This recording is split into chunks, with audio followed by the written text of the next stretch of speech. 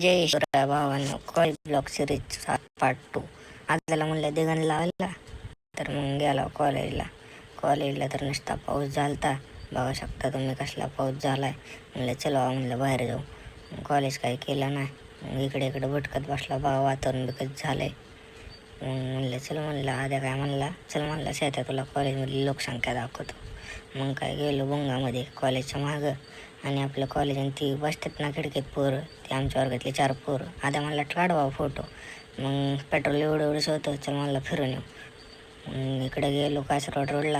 आणि बघा इकडे तर पुरं चालल्यासारखं आहे.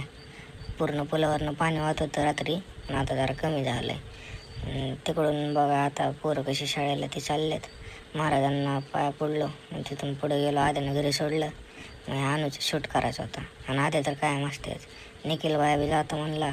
हे आपला अण्णा आणि आपला वाया. नंतर मग धान्याची वाट बघत बसलो. तेवढ्यात धान्या आला, कारण की आम्हाला जायचं होतं चैत्याकडं.